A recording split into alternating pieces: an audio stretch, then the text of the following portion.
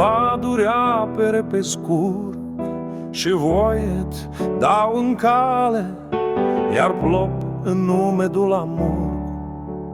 Duinesc eterna jale, pe malul apei se împletesc cărări ce duc la moară.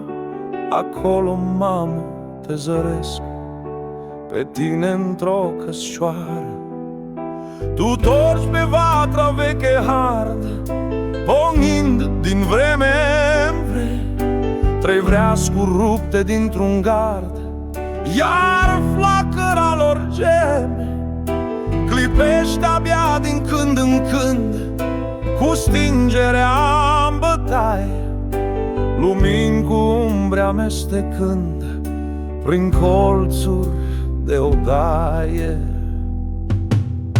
Cu tine două fete stau și torc în rând cu tine. Sunt încă mici și tată n-au și George nu mai vine.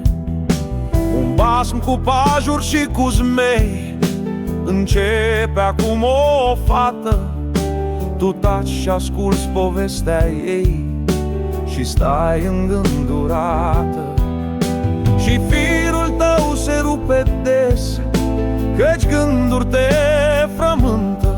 Spui șoapte fără de înțeles și ochii tăi stau țintă. Scap fusul jos, nimic nu zici. Când fusul se desfiră, te uiți la el și nu-l ridici și fetele se miră. Oh, nu, nu-i drept să te îndoiești. La geam tu sari deodată, prin noapte afară lung privești. Ce vezi, întreabă o fată. Nimic mi s-a părut așa și jalea te răpune. Și fiecare vorba ta e plâns de îngropăciune.